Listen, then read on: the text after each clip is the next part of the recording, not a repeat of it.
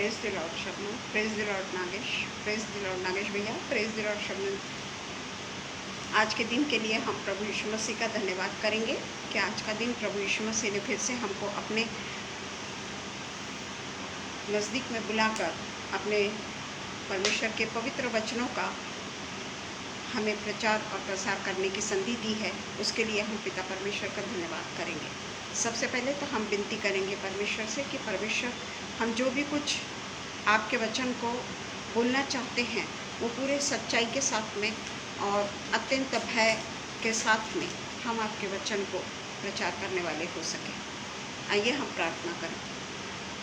धन्यवाद धन्यवाद धन्यवाद धन्यवाद धन्यवाद धन्यवाद करते हैं पिता परमेश्वर, इस सुंदर समय के लिए पिता परमेश्वर। हम आपको लाखों लाख धन्यवाद करते हैं पिता परमेश्वर कि आज का दिन आपने हमें फिर से पिता परमेश्वर दिया है कि हम आपके इबादत के लिए इकट्ठा हो सकते हैं पिता परमेश्वर।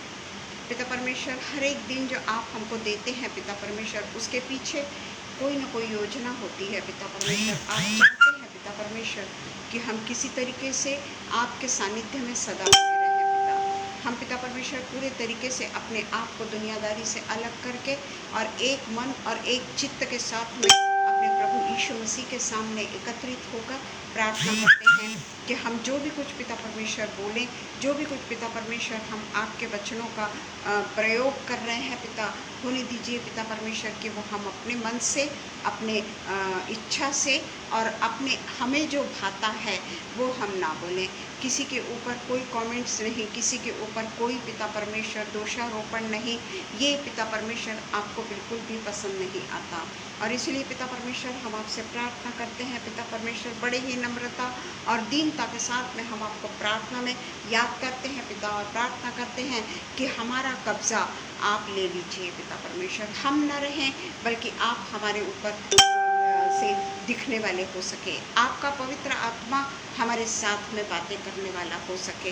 जो वचन हम बोलेंगे होने देना पिता परमेश्वर कि उसमें पिता परमेश्वर आपकी पवित्र आत्मा झलकने पाए पिता परमेश्वर। अपनी बुद्धि नहीं बल्कि हम पूरे तरीके से यीशु मसीह के सामने अपने आप को दीनता और नम्रता के साथ में पूरे तरीके से समर्पित हो जाते हैं पिता। और ये समर्पण आपको पसंद आए, यही हम आपसे प्रार्थना करते हैं। सब कुछ हम हमारे उद्धारक पवित्र पवित्र पवित्र यीशु मसीह के नाम से मांगते हैं कि पिता परमेश्वर आगरा मसीह मंडली के द्वारा जो हमें पिता परमेश्वर इनवाइट किया, जो पेज पर पिता परमेश्वर के वचन के लिए देने के लिए हमें भी अवसर दिया गया, उसके लिए पिता परमेश्वर हम शबनम का और भाई साहब का, अनुपम भैया का बहुत बहुत शुक्रिया अदा करते हैं। और इन सब को परमेश्वर के नाम से पिता परमेश्वर बहुत सारी आशीषों को हम पिता परमेश्वर उद्घोषित करते हैं, क्लेम करते हैं पिता परमेश्वर। इन सब पर आप अपने आशीषों को ले लिए। सब कुछ हम हमारे उद्धारक यीशु मसीह के नाम से मांगते हैं, सुनिए और कबूल करिए। आमीन पिता, आमीन आमीन।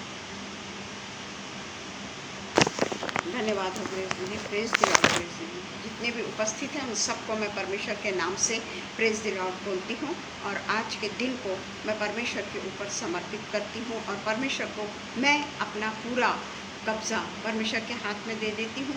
मैं अपनी बुद्धि का नहीं बस जिस तरीके से भी परमेश्वर मुझसे चाहता है उस तरीके से मैं परमेश्वर की इबादत करने वाली हो सकूँ, यही मैं प्रार्थना करती हूँ। आज का जो मेरा विषय है वो है रिजेक्टेड, रिजेक्टेड, इनकार किया हुआ, या रिजेक्टेड को क्या बोलेंगे, यानी रिजेक्शन। कई लोगों के जीवन में हम देखते हैं कि कई बार ऐसे रिजेक्शन आते हैं और हम नहीं समझते कि रिजेक्शन सभी के ज़िंदगी में आता ही आता है। परंतु मैं यहाँ पे जो रिजेक्शन की बात कर रही हूँ वो परमेश्वर से संबंधित रिजेक्शन की बात कर रही हूँ। मैं कोई भी अपने यानी हमेशा के दिनचर्या के ऊपर का रिजेक्शन या किसी और के संबंध का रिजेक्शन की बात नहीं कर रही हूँ। परंतु जब हम अपने जीवन में देखते हैं उस समय हम इस तरीके से कई रिजेक्शंस को देखते हैं। कई बार हम देखते हैं कि अपने सांसारिक रूप से भी देखा जाए तो कई बार पिता पुत्र से रिजेक्शन महसूस करता है, या माँ और पिता एक दूसरे से अलग होने की बातें सोचते हैं, या एक दूसरे को रिजेक्ट करते हैं। रिजेक्ट को मेरे को हिंदी में आ ही नहीं रहा आपको तो हम देखते हैं कि भाई बहनों में होता है, सभी यानी हमारे संसार के जितने भी रिश्ते हैं उसमें हम ये रिजेक्शन की भावनाओं को पाते हैं, परंतु वो किसी न किसी कारणवश होते हैं।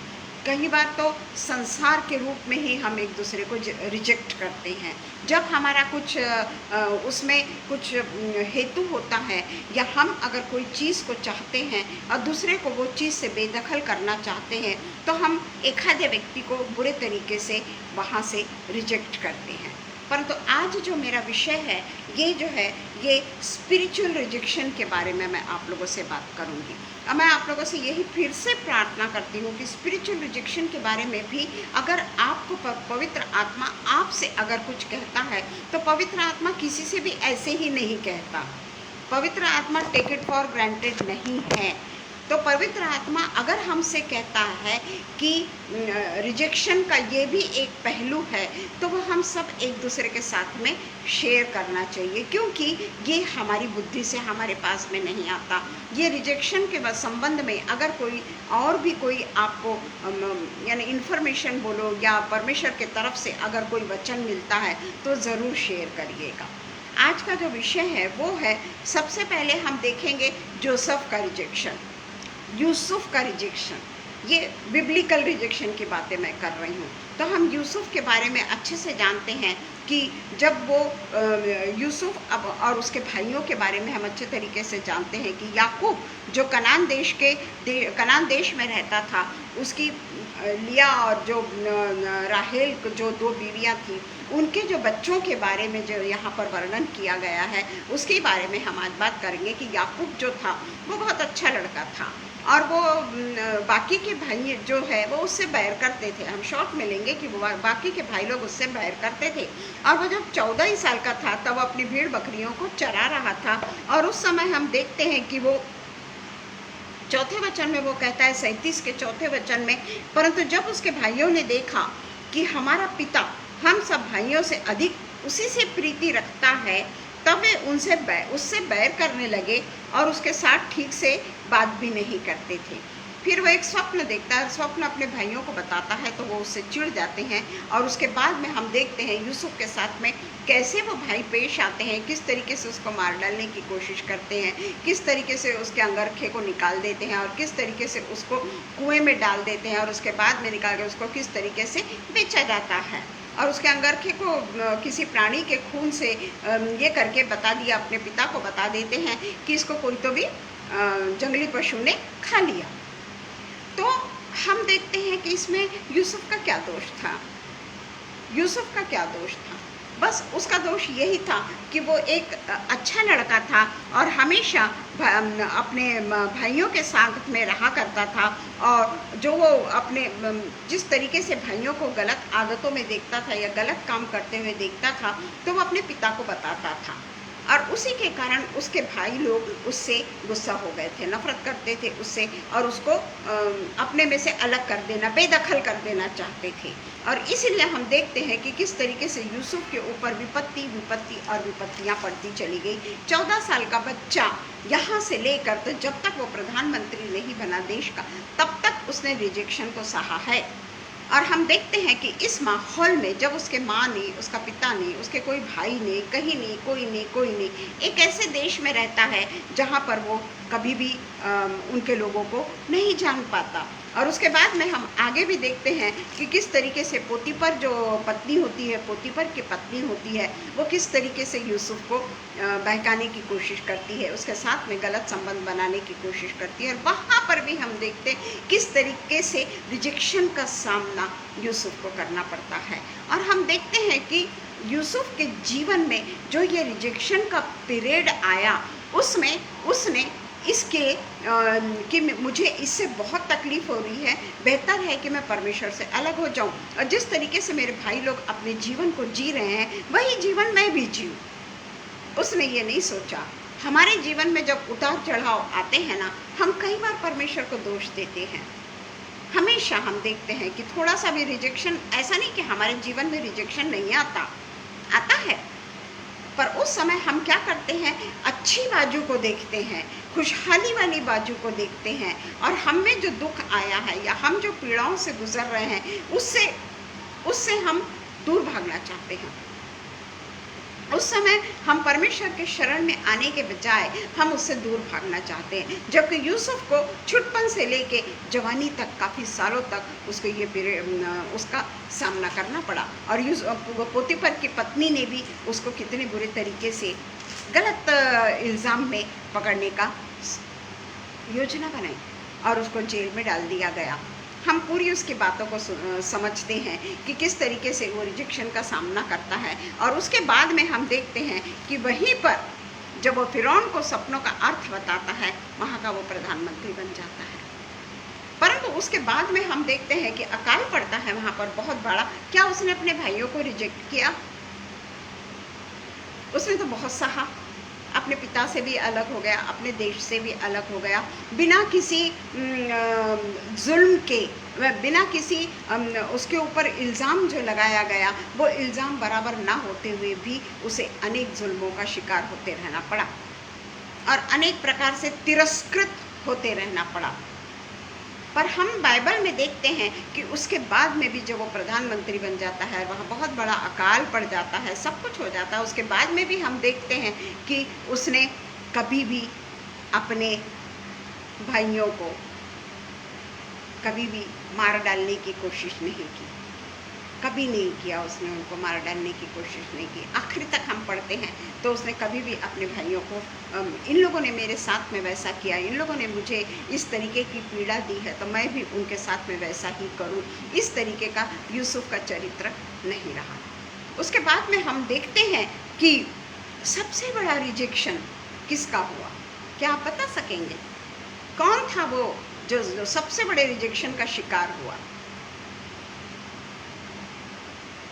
कोई बतला सकेगा? ठीक है, हम देखेंगे हमारा परमेश्वर पिता, पुत्र और पवित्र आत्मा, आओ हम अपने स्वरूप में एक रचना को बनाएं और वो परमेश्वर को भी किस तरीके से स्टेप बाय स्टेप रिजेक्शन का सामना करना पड़ा। हम उत्पत्ति में ही देखते हैं यहोवा को किस तरीके से रिजेक्शन का सामना करना पड़ा, जबकि वो सृष्टि को बनाने वाला, मनुष्य को बनाने वाला, उसकी एकमात्र इच्छा ये थी कि मैं मनुष्यों के साथ में घूमूं फिरूं, उसके साथ में मैं आनंद के साथ में अपने आप को उनके साथ में पेश करूं, उनको मैं खुशहाली में रखूं, उन्हें मैं आशीषों से माला माल कर दूं। अपने स्वरूप में उसने आदम को बनाया। हम अच्छी तरीके से जानते हैं कि अपने स्वरूप में उसने आदम को बनाया, और जब उसने दे रखा कि आदम का दिल दूसरों के साथ में नहीं लग रहा है, प्राणी अलग प्राणियों को लाता भी है उसके साथ में, परंतु वो उनके साथ में एक रूप नहीं हो पाता है, तो उसके लिए भी वो योजना बनाता है यहोवा, और उसके बाद में उसी के स्वरूप में उसी के पसली को निकाल कर उसकी एक सहायक बना देता है जो उसके साथ में मेल खाए। और हम यहाँ देखते हैं पहला ही रिजेक्शन हमारे परमेश्वर का, पिता परमेश्वर का पहला ही रिजेक्शन, जिसने इस दुनिया को केवल और केवल हमारे लिए निर्मित किया, एक एक चीज़ का ध्यान रखा कि हमें क्या चाहिए। 6 दिन तक उसने यही ध्यान रखा। उसने पहले प्राणी का, सब प्राणियों का निर्माण किया, पहले उसने पुरुष का निर्माण नहीं किया। मनुष्य का निर्माण उसने पहले क्यों नहीं किया? उसने मनुष्य का निर्माण पहले इसलिए नहीं किया क्योंकि उसके लिए जितनी भी आवश्यक चीज़ें हैं उसको वो पहले बनाना चाहता था, और इसलिए 6 दिन तक उसने अपने मनुष्य की प्रक्रिया में, मनुष्य को जब बनाने के पहले उसने उसकी सुख सुविधाओं का ध्यान रखा। हर एक चीज़ उसने उसके लिए बनाई, कि उसे किसी भी चीज़ की तकलीफ ना हो, और वो सिर्फ बोलता गया और होता गया। ये हम अच्छी तरीके से जानते हैं। पर 6 दिन पूरे होने के बाद में उसने देखा कि परमेश्वर ने देखा कि अच्छा है, और उसने उसके बाद में फिर परमेश्वर ने कहा हम मनुष्य को अपने स्वरूप में बनाएं। Praise the Lord Rohini. हम मनुष्य को अपने स्वरूप में बनाएं। क्या उसने 6 दिन जितनी भी चीज़ें बनाई यहोवा ने अपने स्वरूप में बनाई? नहीं, उसने मनुष्य को अपने स्वरूप में बनाना चालू किया। उसने उसके नाक में, उसने उसके नथुने में अपनी श्वास को फूंका, पवित्र आत्मा को फूंका, और वही मनुष्य ने उसको रिजेक्ट किया। कुछ ही देर के बाद में उसमें रिजेक्शन आ गया। ये है मनुष्य की टेंडेंसी, ये है मनुष्य की पर्सनैलिटी कि उसने अपने परम प्रधान परमेश्वर को भी नहीं छोड़ा, जिसकी रचना उसने की। उसके रचना के पहले उसकी सारी सुख सुविधाओं का ध्यान रखा, पूरे प्लैनेट को उसने निर्माण किया, उसके खाने पानी की चीज़ें, उसके एंटरटेनमेंट की चीज़ें, उसको जो अच्छी लगे वो सारी चीज़ें, और उसके अलावा उसके साथ में संध्या काल को ठंडे ठंडे में घूमने आता था।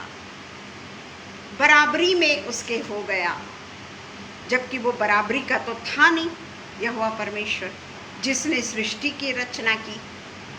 पर आदम के साथ में वो ठंडी में बाग में घूमता था। पर मनुष्य से उसको क्या मिला? पहला मनुष्य।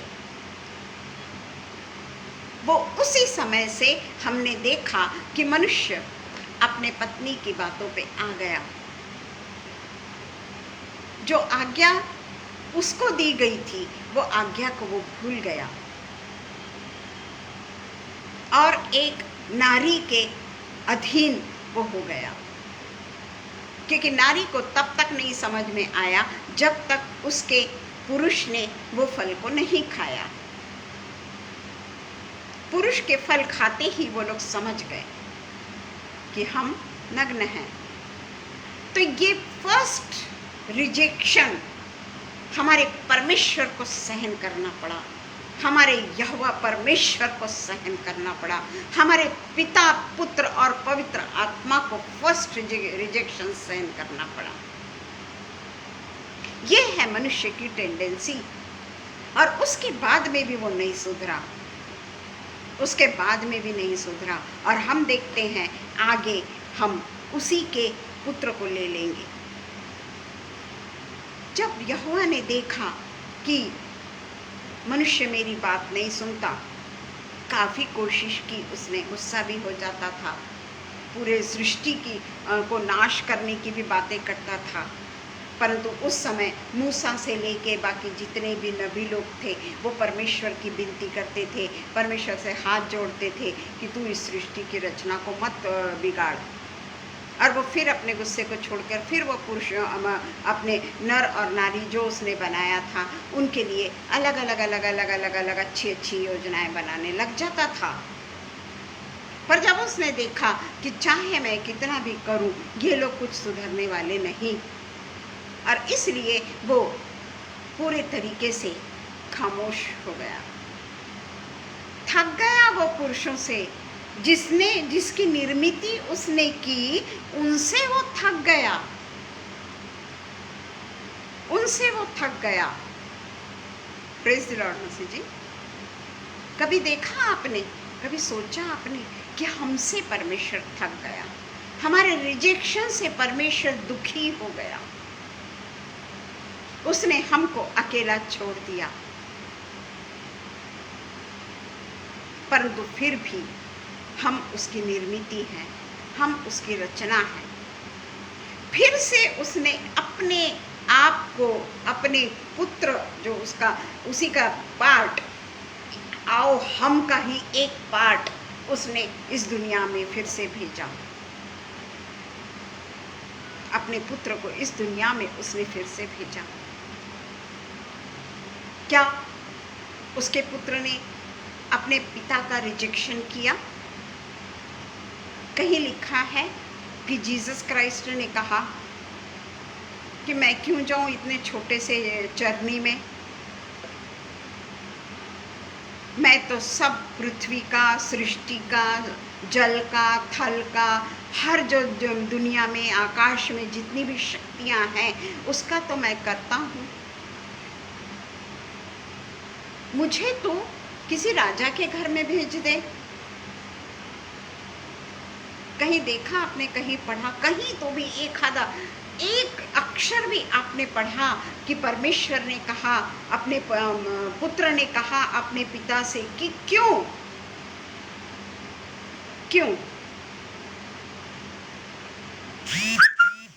मैं तो सबका देश, पूरे इस पर ब्रह्मांड पर प्रभुता करने वाला परमेश्वर हूँ, तो मैं क्यों एक चरनी में पैदा हूँ? नहीं, उसने रिजेक्शन नहीं किया अपने पिता का। जैसा पिता ने पुत्र से करवाया वो पुत्र करने के लिए तैयार हो गया।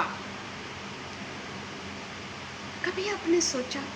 मैंने भी इतने दिनों तक नहीं सोचा, पर जब आज मैंने ये रिजेक्शन का जब ये देखा, तब मैंने बहुत सोचा कि हम क्या हैं। जब हमारे को निर्माण करने वाला और हमको अनंत जीवन देने वाला, स्वर्गीय देश में हमारे लिए मेंशन बनाने वाला वो खुदा कभी भी अपने सुपर अथॉरिटी या अपने पिता को ये नहीं कहता, क्योंकि वो पिता, पुत्र और पवित्र आत्मा से पुत्र अलग होके इस दुनिया में आया। यहाँ आकर उसने अनगिनत तकलीफों को सहा और प्रभु होने के बावजूद भी, 100% ईश्वर होने के बावजूद भी, जब वो इस दुनिया में पैदा हुआ तो वो किसी पुरुष के सहारे से नहीं पैदा हुआ, वो तो होली स्पिरिट से पैदा हुआ। फिर भी उसने कभी भी अपने आप को बहुत बड़ा हूँ मैं, अपने चेलों के सामने भी उसने ये नहीं कहा कि मैं कौन हूँ। तुम नहीं जानते कि तुम कितने बड़े व्यक्ति के साथ में बैठे हो। तुम नहीं जानते कि मैं तो दुनिया का, ब्रह्मांड का निर्माण करने वाला परमेश्वर हूँ। कभी नहीं कहा।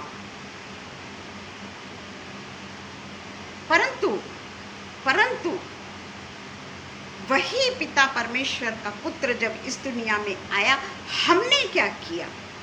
उसको रिजेक्ट किया फिर से। प्रेज द लॉर्ड अक्का, प्रेज द लॉर्ड। उसको हमने फिर से रिजेक्ट किया, उसको भी हमने नहीं छोड़ा। उसको भी सताने से हम कहीं कम नहीं हुए, कहीं पर भी कम नहीं हुए। आप अच्छी तरीके से जानते हैं। सबसे पहले तो मैं यूहन्ना 7:5 पढ़ दूँ। यूहन्ना 7:5। हम यानी इसमें से हम यही सीखें कि आज तक हम वही व्यवहार करते हैं। आज भी हम अपने परमेश्वर के साथ में फेथफुल नहीं, कभी भी हम उसके साथ में फेथफुल नहीं। एक्स्ट्रा करिकुलर एक्टिविटीज़ हमको बहुत ज़्यादा पसंद है।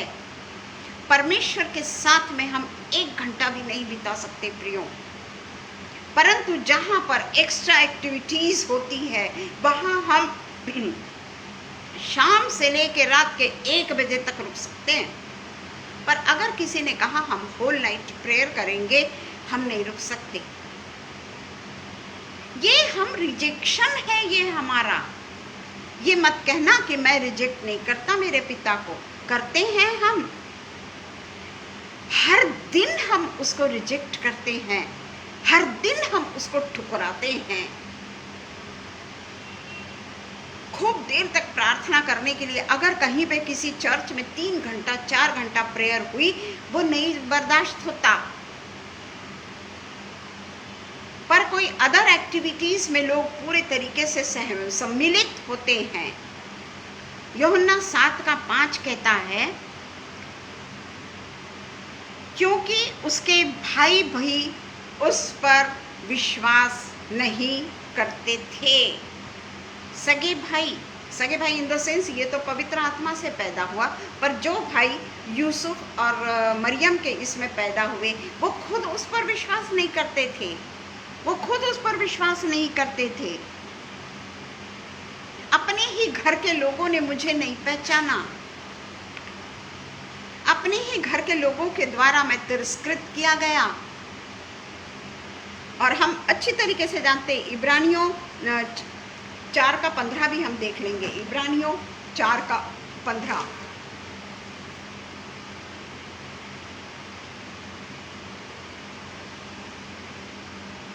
क्योंकि हमारा ऐसा महायाजक नहीं जो हमारी निर्बलता में हमारे साथ दुखी ना हो सके, पर उसकी जो प्रजा है ना, हमारा महायाजक नहीं है वैसा। हमारा प्रभु यीशु मसीह ऐसा नहीं है कि हमारी निर्बलताओं में, हमारी दुर्बलताओं में खुशी मनाए। बहुत अच्छा हुआ तूने मेरे साथ में ऐसा किया था ना, तूने उस समय चर्च में इतने देर से आकर जल्दी से ख़त्म होने के बाद में तू अदर एक्टिविटीज़ में पूरा समय बैठा रहा ना। ऐसा उसने कभी रिवेंज नहीं लिया जो हम लेते हैं परमेश्वर से। हम अपने खुदा से रिवेंज लेते हैं, हम उसको रिफ्यूज़ करते हैं, हम उसको दुखी करते हैं, हम उसको रिजेक्ट करते हैं हम। और यहाँ पे वही लिखा है कि हमारी निर्बलताओं में हमारे साथ दुखी न हो सके, वरन वह सब बातों में हमारे समान परखा तो गया तो भी निष्पाप निकला।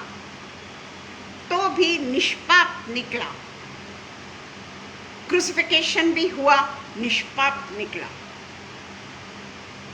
40 दिन तक वो दिखता रहा, लोगों ने उस समय भी उसको रिजेक्ट किया, उसके चेलों ने उसको रिजेक्ट किया, नहीं पहचाना, या पहचाना भी, कब्र में देखा कि कब्र खाली है, अंदर जाकर देखा कि कब्र खाली है, पर फिर भी वो किवाड़ बंद करके अंदर में छुप के बैठे रहे कि सरकार हमको कहीं मार न डाले। Rejection, again rejection.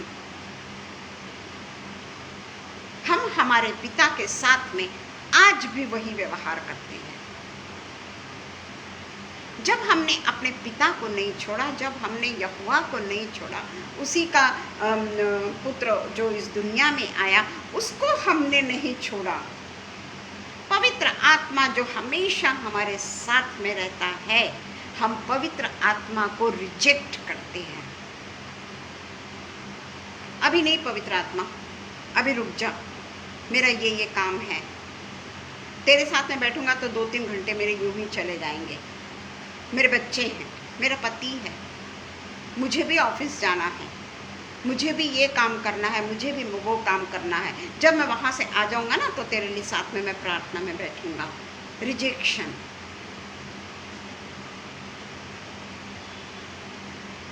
अवहेलना करते हैं हम, हमारे परमेश्वर को ठट्टों में उड़ाते हैं। और यहाँ ये कहता है कि वो ऐसा हमारा ये महायाजक नहीं कि हमारे साथ में दुखी ना हुआ हो। कभी नहीं छोड़ा हमारे पिता परमेश्वर ने हमें, कभी नहीं ठुकराया परमेश्वर ने हमें। उसके भाई लोग, उसके सगे तो नहीं बोलूँगी मैं, उन्होंने भी उनका तिरस्कार किया। माँ ज़रूर एक थी पर पिता नहीं था, उन लोगों ने भी तिरस्कार किया।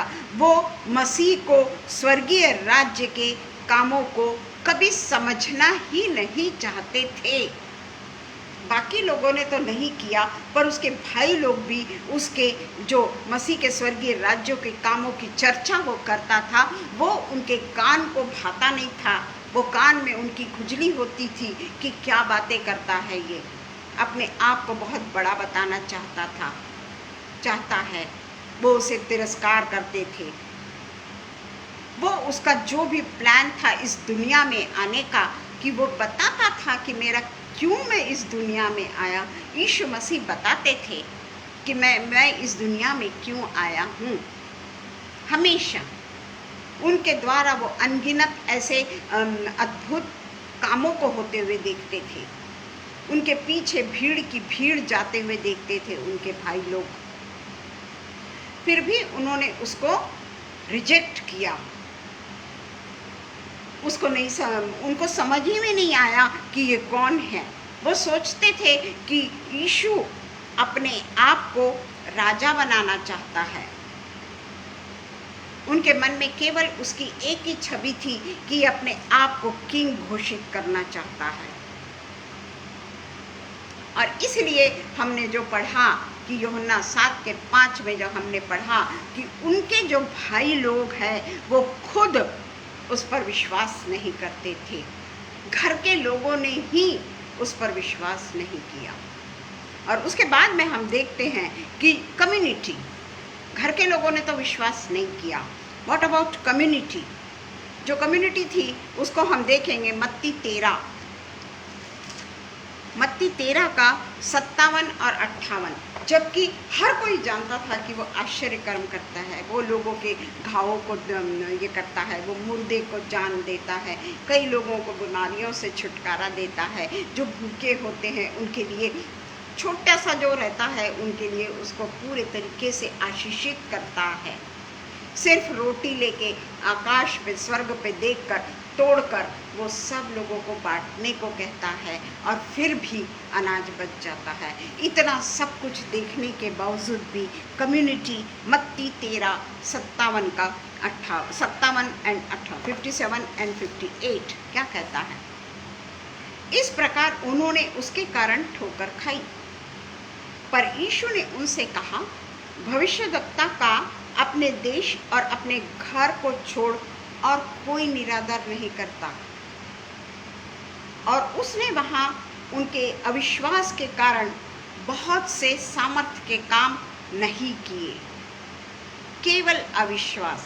जबकि ऐसे कई उन लोगों ने काम देख चुके थे, यीशु मसीह के द्वारा उन्होंने बड़े बड़े काम देख चुके थे, पर फिर भी अविश्वास के कारण वो काम वो नहीं कर सका वहाँ पर।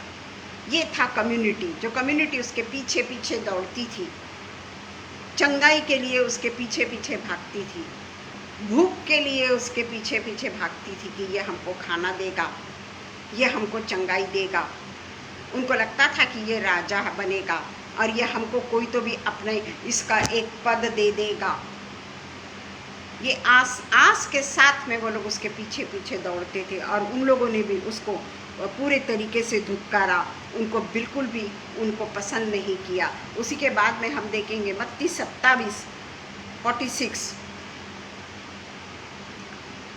मत्ती 27 का 46 हम देखेंगे। तीसरे पहर के निकट यीशु ने बड़े शब्द से पुकार कर कहा, एली एली लामा शबक्तनी, अर्थात हे मेरे परमेश्वर, हे मेरे परमेश्वर, तूने मुझे क्यों छोड़ दिया। बस इतना ही उसने अपने पिता से कहा। कहीं पे आपने देखा बाइबल में आखिरी समय में उसने अपने पिता से कहा कि पिता इस समय तो तू मुझको बचा लेता, ताकि लोगों के सामने जो मेरी एक छवि बनी हुई है वो मेरी छवि एक अच्छी छवि बन जाती, कि मैं परमेश्वर का पुत्र कहलाता जो मैं हूँ। क्या उसने कभी परमेश्वर से ये क्वेश्चन किया कि मेरा क्या कसूर है? जिस तरीके से आज हम परमेश्वर से हमेशा क्वेश्चन करते हैं कि पिता तू मुझे इतनी तकलीफ और इतनी पीड़ा क्यों देता है? मैं तो तेरे लिए इतने बड़े बड़े काम करता हूँ, फिर तू मुझे क्यों सताता है? आखिर कब तक मैं सहूँ? कोई सीमा है या नहीं है हमारे सहन करने की? ये हम हमेशा जीसस से पूछते हैं, अपने परमेश्वर से पूछते हैं। परंतु इसने क्रूस पर कुर्बान हो गया, इतनी भयानक मृत्यु को, दर्दनाक मृत्यु को सहा, पर उसने कभी भी ये नहीं कहा कि मेरा क्या पाप है, कौन सा पाप किया है मैंने जिसके लिए तू मुझे ऐसी सज़ा दे रहा है। क्या तूने मुझे दुनिया में इसलिए भेजा कि लोगों के सामने मैं रिजेक्ट किया जाऊं? मेरा वहाँ पर क्या अस्तित्व है स्वर्ग में, मैं कौन से पोस्ट पे हूँ स्वर्ग में। मैं तेरे साथ पिता, पुत्र और पवित्र आत्मा हूँ, और तूने मुझको क्यों इतनी बड़ी सज़ा दी? मेरा क्या कसूर है? इतनी पीड़ा तूने मुझे क्यों दी, और मैं क्यों सहूँ इतनी पीड़ा? मैं तो तकलीफ़ में इतना ज़्यादा ये हो रहा हूँ, पर तू मुझे कभी भी मेरे साथ में रहम से पेश नहीं आता। हम अच्छी तरीके से जानते हैं कि स्वर्गदूत एक दिया गया कि ताकि वो उसको ये करे, परंतु आखिरी में तो परमेश्वर ने, अब उसके पिता ने भी उससे आँख को फेर लिया।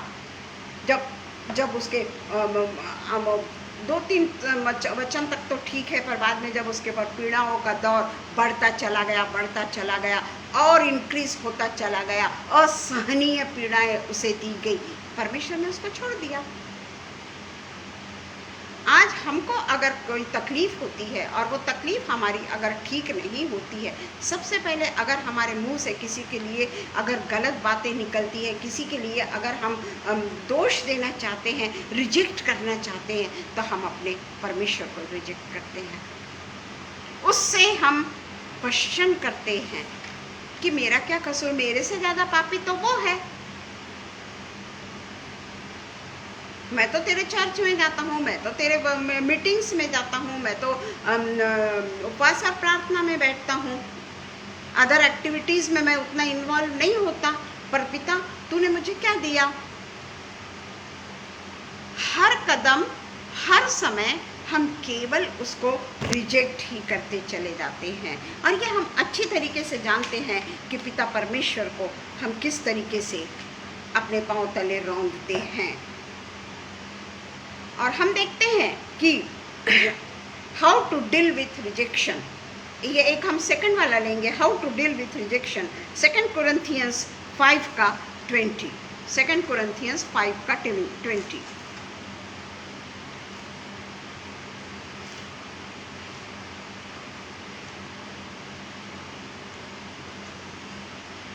का 20।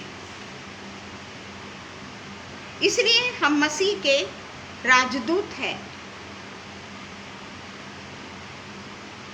मानो परमेश्वर हमारे द्वारा विनती कर रहा है, इस मसीह की ओर से निवेदन करते हैं कि परमेश्वर के साथ में मेल मिलाप कर लो। आज भी हमें ये संधि दिया है किस तरीके से हम रिजेक्शन के साथ में डील करें। आज भी उसने हमको संधि दिया है, हमको उसने अपना राजदूत बनाया है। हमको बाद में हमको जानते हैं, हम चलती फिरती पत्री और जो भी कुछ परमेश्वर का है ये सब हम जानते हैं, परंतु हम ये अच्छी तरीके से देखें कि पिता परमेश्वर ने हमको कितना बड़ा अधिकार दे के रखा है, परंतु हम उसके ओर ध्यान भी नहीं देते। और ये पाप, जो पाप से अज्ञात था, उसी को हमारे लिए पाप ठहराया कि हम उसमें होकर परमेश्वर की धार्मिकता बन जाएं। परंतु आज हम देखते हैं कि हमारी धार्मिकता क्या है। आज हमारे सामने परमेश्वर की सच्चाई है कि परमेश्वर हमारे लिए क्या क्या कर सकता है और क्या क्या करता है, पर फिर भी हम परमेश्वर को रिजेक्शन के साथ में, हम परमेश्वर के साथ में किस तरीके से डील करते हैं। क्या हम परमेश्वर से रिजेक्शन को ख़त्म करने की कोशिश करते हैं? क्या हम सोचते हैं कि हमारा क्या अधिकार है परमेश्वर को रिजेक्ट करने का, क्योंकि वो तो हमारे लिए सबसे बड़ा उद्धारकर्ता बनकर आया, और हमारा उद्धार हो और हम पूरे तरीके से छुटकारा पाए, उसके लिए उसने अपनी जान की बलिदान कर दिया। और वो प्रभु था, इसलिए हमारे सामने जी भी उठा। आज इतना सब होने के बावजूद भी हम परमेश्वर को कुछ भी नहीं दे सकते, और इसमें इसीलिए वो करता है how to deal with rejection, 2 Peter 3 का 9। प्रभु अपनी प्रतिज्ञा के विषय में देर नहीं करता, जैसी देर कुछ लोग समझते हैं, पर तुम्हारे विषय में धीरज धरता है और नहीं चाहता कि कोई नष्ट हो, वरन यह कि सबको मन फिराव का अवसर मिले। ये सब काम परमेश्वर हमसे करवाना चाहता है, और वो नहीं चाहता कि हम उससे भटक जाएं, हम उसको छोड़ दें, या हम उसको फिर से परमेश्वर से अलग हो जाएं। हम वो नहीं चाहता। हम देखते हैं कि मिनिस्ट्री में भी हमको रिजेक्शन का बहुत बड़ा सामना करना पड़ता है। मिनिस्ट्री करना यानी मैं यानी बिशप या एल्डर या पास्टर्स उन लोगों की भी बातें करती हूँ, पर चेलों की बातें हम पहले देखेंगे। उसके जो चेले थे 12 चेले, और उसके साथ में बाद में जितने भी लोग प्रेरितों के काम में ऐड होते चले गए, उनका किस तरीके से रिजेक्शन हुआ हम अच्छी तरीके से जानते हैं कि कितने बुरे तरीके से उनके साथ में जो यीशु मसीह ने भी नहीं किया, उससे भी ज़्यादा उनके साथ में रिजेक्शन का सामना उनको करना पड़ा। वो चेलों, उसके लिए मुझको बोलने की ज़रूरत नहीं है, क्योंकि हम अच्छी तरीके से जानते हैं कि हमारा जो यीशु है वो वफादार है। ज़रूर हम पे तकलीफ़ें आती है, ज़रूर हम पे पीड़ा आती है। जिस तरीके से चेले अनेक पीड़ाओं से गुज़रे, अनेक तकलीफ़ों से गुज़रे, फिर भी उन्होंने पूरे तरीके से प्रसन्नता से उसको सहा। इतना होने के बावजूद भी वो लोग हमेशा प्रार्थना और विनती किया करते थे। पाँव उनके बंधे हुए हैं, हाथ उनके बंधे हुए हैं, बड़ी बुरी सी परिस्थितियों में हैं, बड़े से गड्ढे में डाल दिए गए हैं जहाँ पानी ही पानी है और वो भी गंदा पानी है, पर वहाँ पर भी वो लोग आनंदित होते हैं और प्रभु की विनती करते रहते हैं, उपासना करते रहते हैं, उसको धन्यवाद रूपी बलिदान चढ़ाते रहते हैं। अपनी चोट की तरफ उनको ध्यान नहीं रहता। क्या उनको क्या छोटे से बेत से मारा जाता था क्या? कितना मारा जाता था उनको, और उनके पैरों को बांध दिया जाता था, हाथों को बांध दिया जाता था, फिर भी वो परमेश्वर की स्तुति किया करते थे। और जब दरवाज़ा भी खुल गया तो भी उन्होंने दरवाजे को खोल के जाने की वो नहीं किए, किसी दरोगा को उन्होंने नहीं फंसाया। ऐसे कई हमारे लोग हैं जो आज के परिवेश में अगर हम देखते हैं ना, मुझको तो मुझ पे घिन आती है कि मैं परमेश्वर के लिए क्या कर रही हूँ। मैं तो हमेशा ये बात बोलती हूँ कि मैं क्या कर रही हूँ परमेश्वर के लिए। आज हमारे ही आजू बाजू में देख लीजिए आप, कैसे लोगों को सताया जा रहा है, कैसे लोगों को गलत गलत इल्ज़ाम लगाए जा रहे हैं, क्या उनको मारा जा रहा है, क्या उनको पीटा जा रहा है, कैसे चर्च जलाए जा रहे हैं, कैसे लोगों के घर जलाए जा रहे हैं, उनके लिए खाने पीने का सामान तक नहीं है। हो सकता है उनके बच्चे मर गए होंगे, उनके माता पिता मर गए होंगे, क्या हालत में वो गुजर रहे हैं, इसकी कभी हमने कल्पना की है प्रियो? हम सिर्फ पढ़ते हैं, अरे अरे अरे ऐसा कैसा हो गया, अरे अरे अरे वैसा कैसा हो गया। अरे अरे अरे करने से नहीं होता। हमारे लिए अगर परमेश्वर ने ऐसा किया तो अरे अरे अरे बेचारी बहुत तकलीफ़ में है, बेचारी बड़ी दुखी है, अरे उसके ऊपर तो दुखों का पहाड़ टूट गया, ऐसा बोल के अगर मेरा प्रभु चुप हो गया तो आज हम चुप हैं। आज हम कोई विरोध नहीं कर रहे, सिर्फ अपने ही व्हाट्सएप ग्रुप में हम ये सब भेज रहे हैं।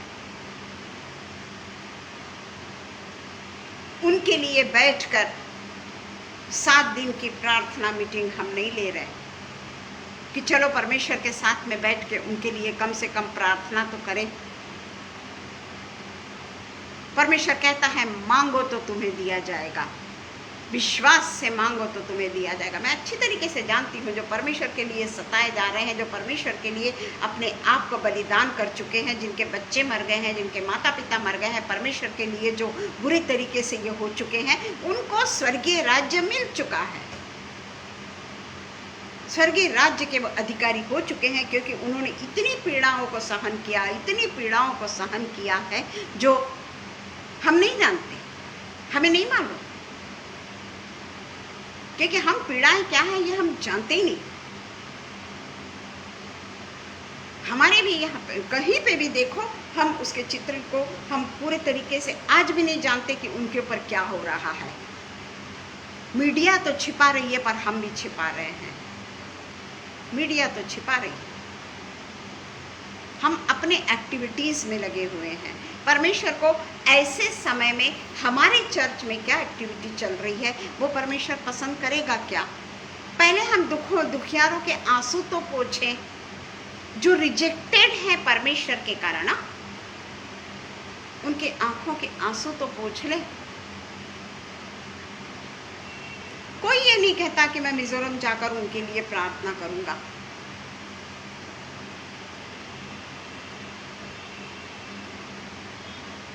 कोई नहीं कहता।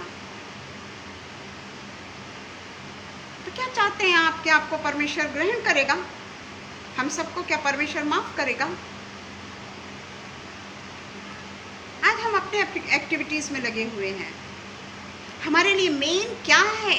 आज हमारे लिए रिजेक्शन जो हमारे ऊपर आ रहा है, रिजेक्शन जो हम लोग सह रहे हैं, उनके लिए हमको घुटने झुका, घुटने टेक कर, आंसुओं के साथ में, एक साथ में मिलकर परमेश्वर के सामने विनती करना है। क्योंकि परमेश्वर हम लोगों को देख रहा है जो आज कंफर्ट में हैं,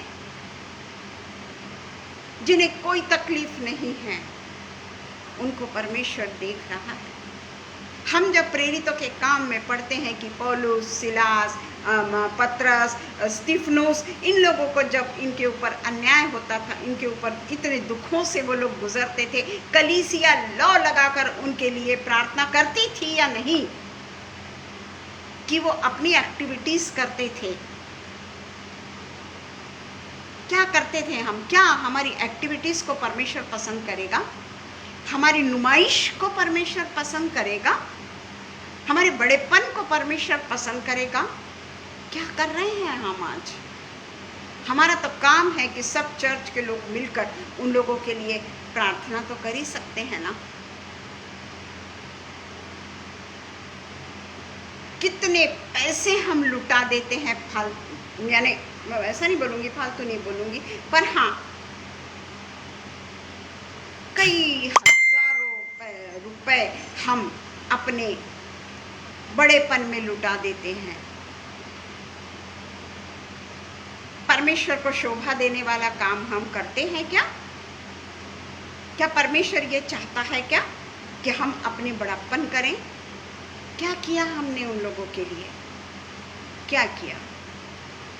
परंतु धन्य है वो जो धर्म के कारण सताए जाते हैं। हम नहीं हैं धन्य। बोलना बहुत आसान है। चेलों ने तो किया ही किया, और चेलों को तो परमेश्वर ने बहुत बड़ा रिवॉर्ड दिया। हम अच्छे तरीके से जानते हैं। 12 गोत्रों को न्याय करने का उन लोगों को पूरा अधिकार दिया, 12 सिंहासन पर उनको बैठाया।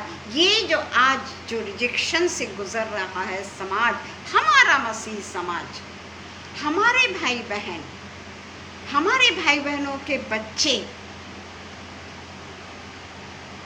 कहाँ रह रहे होंगे, कहाँ खा रहे होंगे? कभी हमने सोचा? गवर्नमेंट उनके ऊपर अन्याय कर रही है ना। हम दुम दबा के घर में बैठे हुए हैं और कहते हैं कि परमेश्वर ने मुझे सिर बनाया, पूछ नहीं। ये वचन हम बड़े आराम से कह देते हैं। आज क्या हम सिर हैं? क्या कोई सोचता है कि थोड़ा भी पैसा क्यों ना हो, किसी ऐसे व्यक्ति को जो उनको दिया जाए, जिससे वो लोग, अपने बच्चे होंगे वहाँ, बीमार होंगे वहाँ, उनके पास में घरदार नहीं होगा, उनके पास में पहनने का कपड़ा नहीं होगा। कभी हम लोगों ने कोशिश तो भी की कि मैं कहाँ पैसा भेजूँ उनके लिए? मैं तो नहीं जा सकती इतने दूर, मैं उसके लिए क्या करूँ? चर्च के चर्च लोगों ने मिलकर कभी उनके लिए उपवास और प्रार्थना की? आप लोग खुद सोचिए। सब अलग अलग उसके हैं, चर्चेस के। क्या हमने किया?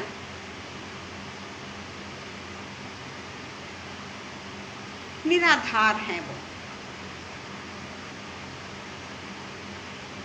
क्या है ये? हमारे ही रिजेक्शन का, हमारे ही समाज के, हमारे ही धर्म के लोग आज रिजेक्शन का शिकार हो रहे हैं और हम उसमें आनंद मना रहे हैं। प्रियो, हम आनंद मना रहे हैं। डेली अपनी संडे सर्विस को चले गए।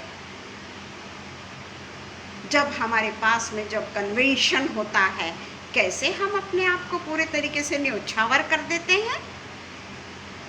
भीड़ की भीड़ न्योछावर हो जाती है उनके सामने।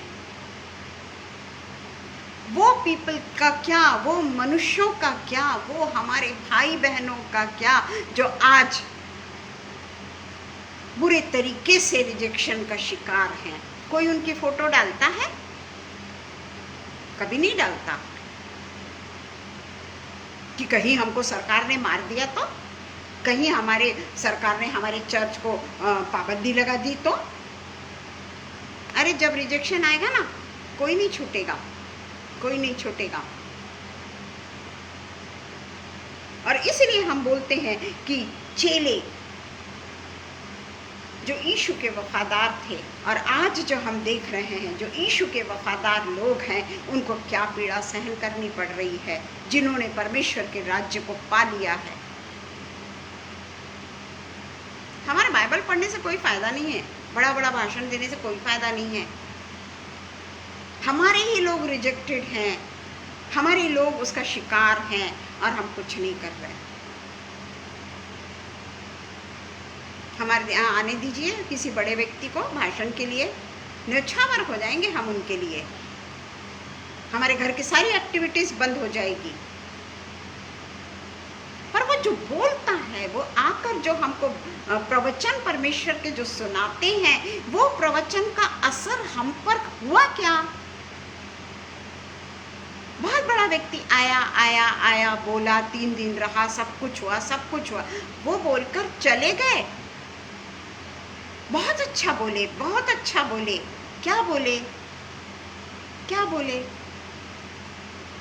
कि तुम अपने घर में दुम दबा के बैठे रहो।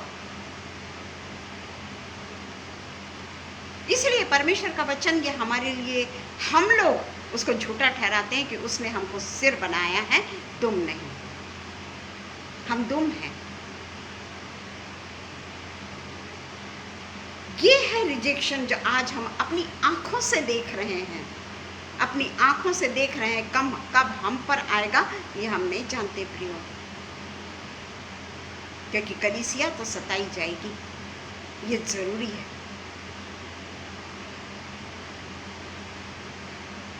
हम दाऊद के बारे में भी अच्छे तरीके से जानते हैं कि दाऊद ने भी अनेक रिजेक्शन का सामना किया, कोई कसूर ना होते हुए भी राजा शाऊल से छिपता चला गया, जबकि वो राजा नियुक्त हो चुका था, पर उसने कभी भी उसके ऊपर हथियार नहीं उठाया। जंगलों में घूमता रहा, उसके पास में खाने को रोटी भी नहीं थी, पवित्र मेज से उसने रोटी लेकर खाई। काफी रिजेक्शन का सामना दाऊद ने भी किया। बहुत सारे लोग हैं हमारे बाइबल में जिसके बारे में हम इतना नहीं कह सकते हैं। जिस तरीके से कुछ हम देख लेंगे कि शमूएल, जब हम 2 शमूएल में जाते हैं, हम दाऊद के बारे में पढ़ते हैं पूरा, कि किस तरीके से दाऊद राजा ने बुरे दिनों का सामना किया। एक बार उसका पैर फिसला, पर फिर भी उसने अपने आप को परमेश्वर के हवाले कर दिया, पश्चाताप किया, उसके अंतःकरण से उसने पश्चाताप किया। और जब उसका पहले शाऊल के समय में रिजेक्शन हुआ, उस समय उसने परमेश्वर को भूला नहीं, उसके ऊपर हाथ नहीं उठाया। परमेश्वर के अभिषिक्त के ऊपर कई बार उसको मौका मिला कि वो अभिषिक्त को मार सकता था, पर उसने नहीं किया। आज हम पर भी कई ऐसे समय आते हैं कि हम सब कुछ परमेश्वर के लिए कर सकते हैं, पर हम सोच के करते हैं कि कहीं इससे मेरे को कोई प्रॉब्लम तो नहीं आ जाएगा, कहीं इससे कहीं मेरे घराने को तो नष्ट नहीं हो जाऊंगी मैं, मेरे बाल बच्चों को इससे कोई तकलीफ तो नहीं हो जाएगी, मेरे जो घर के लोग सरकारी नौकरी जो कर रहे हैं, गवर्नमेंट उनके ऊपर ऑब्जेक्शन तो नहीं लेगा। कितनी बातें हम सोचते हैं, करते तो है नहीं, सोचते बहुत हैं, करते नहीं हैं। हम अपने ही लोगों के वचन सुनते हैं ना, बड़े बड़े लोगों को हम अपने यहाँ बुला के उनके वचन को सुनते हैं, पर केवल सुनते हैं। हमारे कान सुन सुन के ना पूरे तरीके से बहरे हो गए हैं, परमेश्वर के वचन सुन सुन के हम बहरे हो गए हैं। क्योंकि हम उसको अपने चित्त में नहीं बसाते, हम उसको अपने हृदय में नहीं बसाते, उसके अनुसार हम कोई कार्यवाही नहीं करते। क्या हमें परमेश्वर हमारा बदला लेगा? किस तरीके से क्या परमेश्वर अपने देश का, अपने स्वर्गीय देश का रास्ता मेरे लिए खोलेगा कि मैं बैठ के अपने घर में बैठ के आराम से कूलर लगा के, ये लगा के मैं अपने लिए प्रार्थना कर रही हूँ?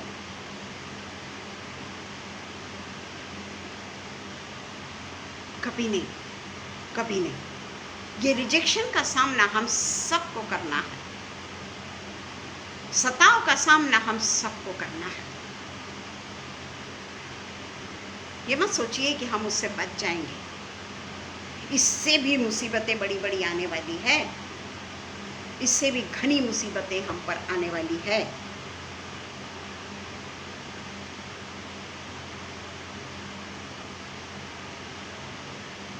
जब हमारे घर में हमारे जो प्रियजन होते हैं, पति पत्नी एक दूसरे के साथ में काफ़ी कनेक्टेड होते हैं, अगर हमारे पत्नी को कुछ हो जाता है, पति को कुछ हो जाता है, तो जो दुख होता है ना, वो दुख के बारे में बतलाना ज़रूरी नहीं है। हर कोई वो दुखों से गुजरता है। जब हमारे घर में हमारा बच्चा बीमार होता है, हम तड़प उठते हैं कि पिता परमेश्वर तू मेरे बच्चे को बचा ले, पिता परमेश्वर मेरे बच्चे का ऐसा कर, पिता परमेश्वर तू मेरे बच्चे का वैसा कर। तड़प उठते हैं हम। और आज अनेक बच्चे छोटे छोटे, हो सकता है अभी पैदा हुआ होगा वो बच्चा, और उसका घर जला दिया गया। सोचिए ना, सोचिए ना। इवन मैं भी, हम तो अपने घरों में बैठे हुए हैं। आज अगर मेरे बच्चे को, मेरा बच्चा बोले तो, या मेरे ग्रैंडसन को थोड़ी सी भी तकलीफ हो जाती है, उसको सर्दी हो जाती है, उसको खांसी हो जाती है, तो मैं उसके माँ बाप को बहुत डांटती हूँ कि तुम लोग उसके तरफ ध्यान नहीं देते हो। हमेशा डांटती हूँ, क्योंकि मैं उससे बहुत प्यार करती हूँ ना। मैं उसका रिजेक्शन बर्दाश्त नहीं कर सकती ना। पर परमेश्वर तो कहता है कि जितनों की निर्मिति परमेश्वर ने की है ना, जितनों की निर्मित यीशु मसीह ने की है ना, वो सब हमारे भाई बहन हैं। अपने लोगों पे दया करके हमें कुछ नहीं मिलेगा प्रियो, कुछ भी नहीं मिलेगा। जिस तरीके से हम देखते हैं कि सामरी पुरुष, सामरी उस समय का सबसे ज़्यादा ऐसा व्यक्ति माना जाता था जिसके लिए कोई भी लोग उन्हें अपने पास में नहीं आने देते थे, नहीं आने देते थे। हम अच्छी तरीके से जानते हैं कि जब एक व्यक्ति को मारा गया, उसे जब सड़क पे डाल दिया गया और उसके पास में कोई भी उसकी शुश्रूषा करने वाला नहीं था, परमेश्वर ने किसको यूज़ किया? कोई धनवान को यूज़ किया क्या? कोई प्रीस्ट को यूज़ किया क्या? किया क्या? कोई बिशप को यूज़ किया क्या? कोई आर्च बिशप को बुलाया क्या? किसको बुलाया परमेश्वर ने? कौन जा रहा था वहाँ से? वहाँ से बहुत लोग गए। हम देखते हैं कि व्यवस्थापक ने भी बड़ी बड़ी बातें करी कि अनंत जीवन का वारिस होने के लिए मैं क्या करूं।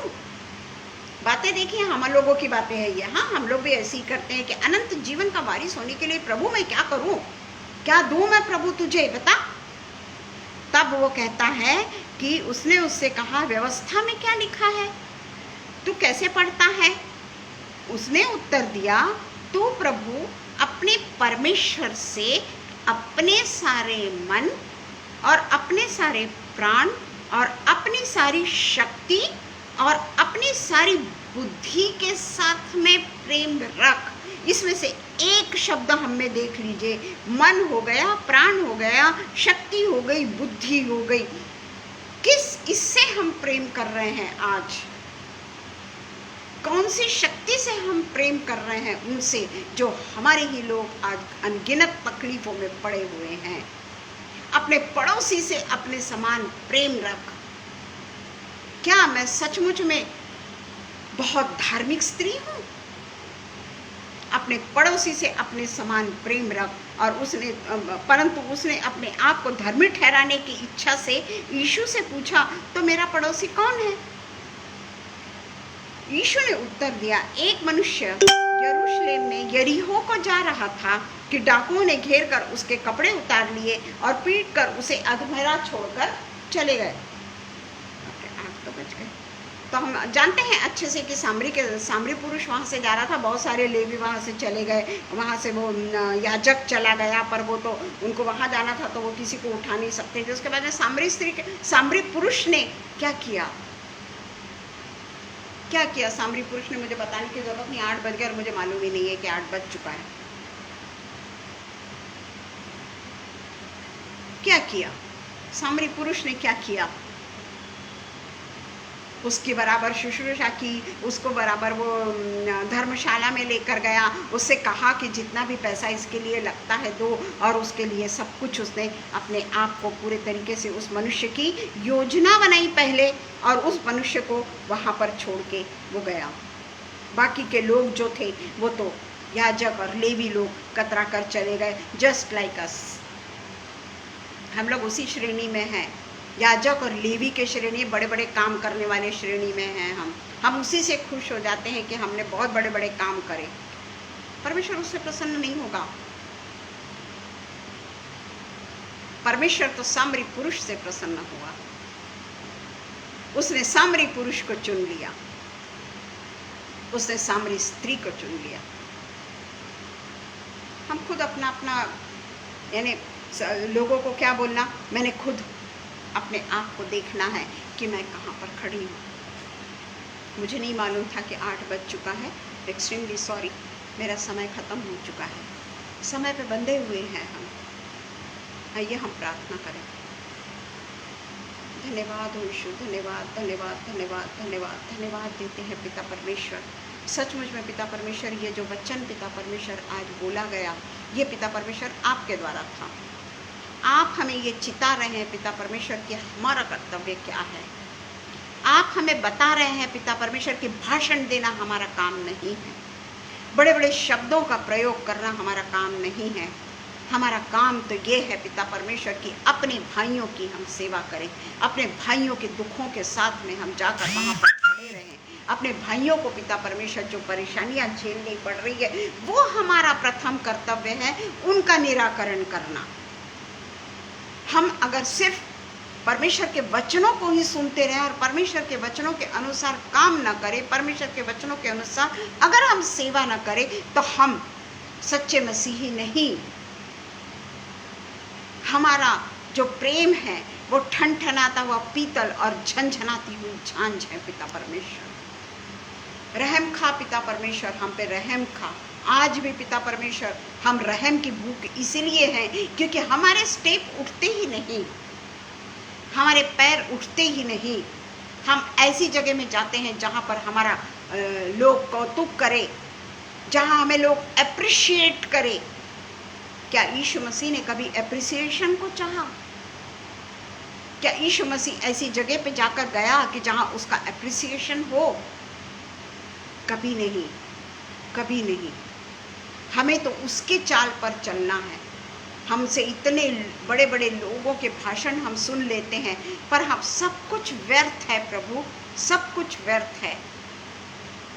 अगर हम अपने कर्तव्य को पूरा नहीं करते, अगर परमेश्वर ने जो हमें करने को कहा है वो अगर हम पूरा नहीं करते, तो हम मसीह नहीं, हम मसीह नहीं।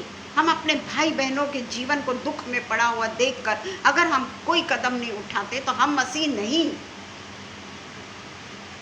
हम केवल पिता परमेश्वर उनको रिजेक्ट कर रहे हैं, रिजेक्ट कर रहे हैं।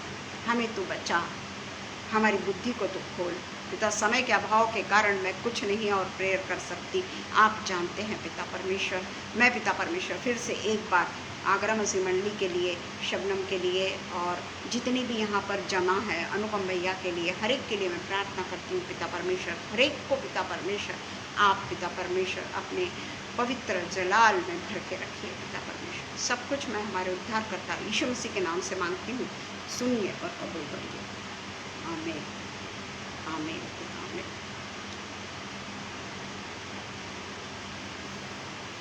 प्रेयर करें सब लोग, हर एक के लिए प्रार्थना करें, और विशेष करके हमारे जो लोग, हमारे भाई और बहन जो सताए जा रहे हैं, बहुत बुरी परिस्थितियों में पड़े हैं, उनके लिए जितना भी हो सके प्रार्थना में उनके लिए प्रार्थना की जाए। आमीन। Praise the Lord.